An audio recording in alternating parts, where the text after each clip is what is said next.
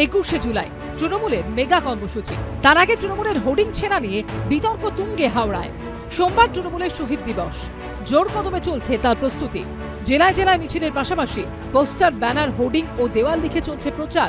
তার মধ্যেই দেখা গেল হাওড়ার ফোরশোর রোড ও জগৎ ব্যানার্জি রোডে তৃণমূলের 21শে জুলাইয়ের হোর্ডিং কেউ বা কারা কেটে দিয়েছে।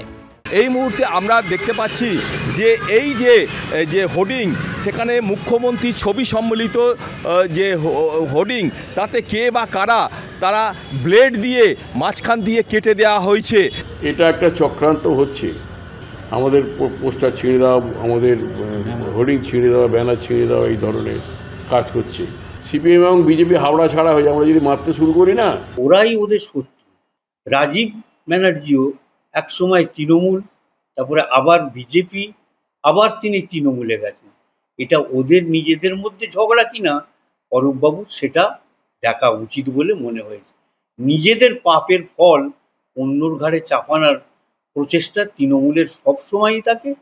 তাৎপর্যপূর্ণ বিষয় হলো যে হোর্ডিংগুলো এভাবে ছেঁড়া হয়েছে সেগুলোর বেশিরভাগই নাম ছিল হাওড়া জেলা পরিষদের মেন্টর ও তৃণমূল নেতা রাজীব বন্দ্যোপাধ্যায়। অথচ যে হোর্ডিংগুলোতে মন্ত্রী ও হাওড়া সদরের তৃণমূলের চেয়ারম্যান অরূপ রায়ের নাম রয়েছে সেগুলো অক্ষত রয়েছে। টিএমসির গোষ্ঠী কোন্দাল চরমে আছে। বেছে বেছে রাজীব ব্যানার্জি, সুজয় চক্রবর্তীর নামে ব্যানারগুলোকে ছেড়ে দেওয়া হয়েছে।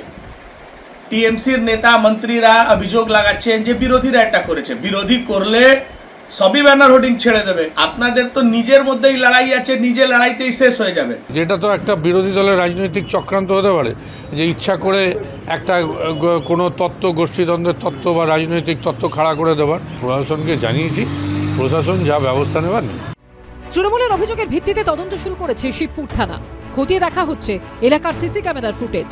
সুনীত হালদারের রিপোর্ট, এবিপি আনন্দ, হাওড়া।